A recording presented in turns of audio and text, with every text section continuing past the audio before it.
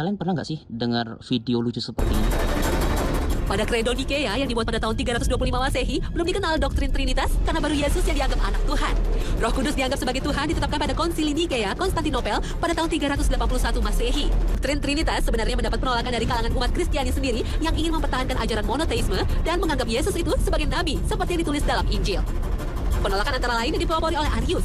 Namun kelompok pendukung Arius ini dikejar dan disiksa karena tidak sehaluan dengan doktrin Paus yang didukung penguasa Romawi.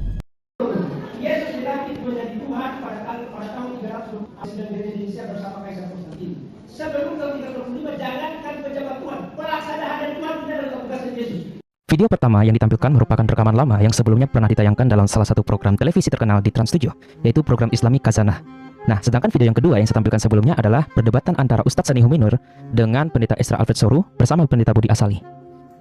Mungkin video ini lama teman-teman, tapi saya yakin video ini akan selalu diulang-ulang kembali untuk meruntuhkan iman kekristenan, terlebih lagi terhadap kalangan kaum awam yang tidak mengerti tentang sejarah. Saya mengulang kembali dengan video saya sebelumnya. Informasi yang mengatakan Yesus baru diangkat menjadi Tuhan, itu pertama kali dikemukakan oleh Ibnu Katsir, sejauh yang saya teliti.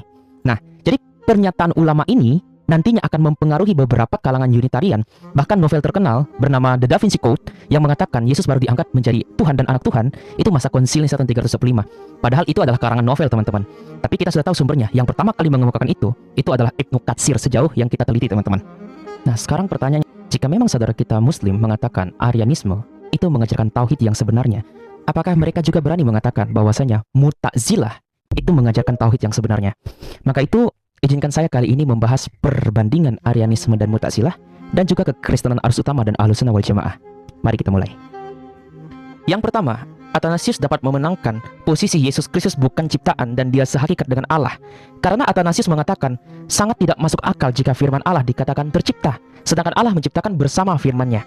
Nah, teman-teman bisa memperhatikan dalam bukunya yang berjudul The Decreed, yang dimana Anda bisa membaca ini teman-teman, dalam edisi terjemahan bahasa Indonesia yang baru diterjemahkan tahun ini. The Decreed sempat menjelaskan, jika memang kaum Arianisme mengatakan firman Allah tercipta dan ada waktu sang anak sebagai firman itu tidak ada, biarlah mereka mengatakan bahwasanya Allah itu pernah bisu.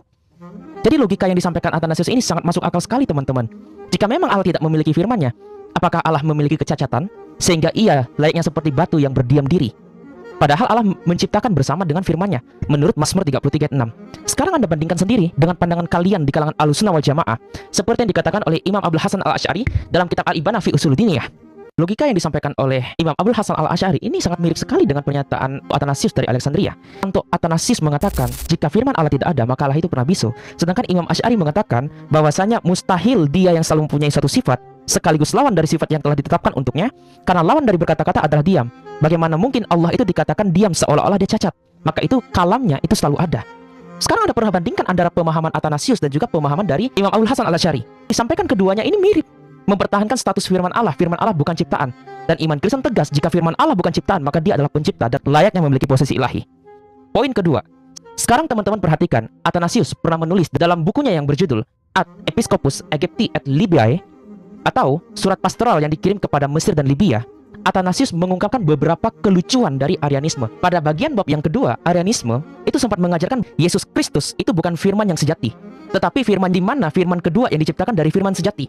Bahwa ia bukan sabda yang secara kodrati ada di dalam Bapa dan merupakan milik hakikatnya. Bukan pula hikmatnya yang sejati dan melaluinya ia menjadikan dunia ini, tetapi bahwa ada sabda lain yang secara tepat ada di dalam Bapa dan hikmat lain yang secara tepat ada di dalam Bapa, yang dengan hikmat itu pula ia menjadikan sabda ini. Seolah-olah pemahaman Arianisme ini seperti sambung menyambung dan menyambung lagi. Jika memang Allah menciptakan melalui sang anak yang adalah firman itu, dalam logikanya Arianisme, tapi secara lucu Allah menciptakan firman pertama untuk menciptakan seluruh alam semesta menggunakan cara berfirman. Ini sesuai dengan pertanyaan, bagaimana mungkin Allah menciptakan firman dengan berfirman? Firman mana lagi yang menciptakan firman? Argumentasi ini juga dikembangkan oleh Mu'tazilah dan dikemukakan oleh Imam Abdul Hasan Al-Asy'ari. Silakan Anda perhatikan dalam kitab Al-Ibanah, dalam edisi terjemahannya bab kedua, Al-Quran kalamullah bukan makhluk. Apa yang disampaikan Imam Abdul Hasan Al-Asy'ari seperti yang disampaikan oleh Athanasius teman-teman, dengan gaya bahasa yang berbeda. Menurut Mu'tazilah, Allah menciptakan kalamnya dengan cara berkalam juga. Ini nampak sekali pada halaman 93. Pada poin kedua dikatakan, setiap satu ucapan tercipta dengan satu ucapan demikian, seterusnya tanpa ujung. Yang demikian ini adalah hal yang mustahil, kata Imam Abdul Hasan Al-Asy'ari. Jika hal tersebut mustahil, maka jelaslah bahwa ucapan Allah bukanlah makhluk. Jadi teman-teman perhatikan lagi, antara dua tokoh ini membantah dari pemahaman yang mengatakan firman itu diciptakan, karena Allah atau Allah, sang ilah itu, menciptakan dengan cara berfirman. Firman mana lagi yang menciptakan firman? Jadi antara dua tokoh ini memiliki paralelisasi. Tetapi mengapa teman-teman muslim selalu mendiskreditkan pemahaman Athanasius, bahkan mendiskreditkan dari Konsil Nisa tahun 345? Ini adalah hal yang sangat timpang sekali dan cacat logika. Beberapa hari yang lalu saya juga pernah mengutip bahwasanya ajaran Arianisme itu menyembah Yesus Kristus sebagai ciptaan Allah. Jadi ada jenjang ilahi mengenai Allah yang Esa itu. Apakah pernyataan yang disampaikan scholar yang saya kutip sebelumnya itu tidak memiliki dasar atau memiliki dasar? Ada dasarnya teman-teman. Pada halaman 339 dalam buku yang sama yang saya baca ini dikatakan bahwasanya Athanasius mencela Arianisme jika memuja makhluk dengan melalaikan sang pencipta. Tetapi jika orang-orang ini mengatakan bahwa Tuhan adalah makhluk dan menyembahnya sebagai makhluk, bagaimana mereka berbeda dari orang-orang kafir? Jadi Athanasius sendiri tahu bahwasanya Arianisme sudah menekankan posisi Yesus sebagai ciptaan, firman Allah itu ciptaan, tapi firman itu menciptakan bersama dengan Allah sebagai instrumennya, dan dia juga disembah. Maka apa bedanya dengan orang-orang kafir? Di mana orang-orang kafir paganisme pada masa itu ada konsep dewa-dewa tertentu yang dimana dewa ini diciptakan oleh dewa yang utama, dan dewa yang kedua inilah nantinya akan menciptakan untuk dewa yang pertama. Lalu mana letak monoteismenya?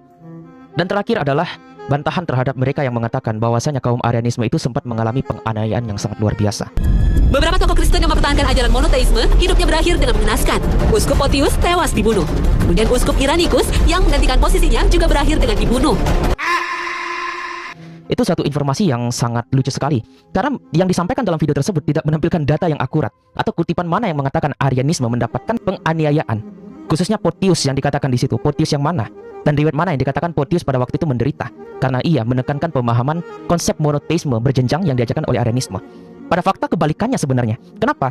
Karena pada fakta yang sebenarnya Athanasius itu berapa kali dipecat bahkan diasingkan.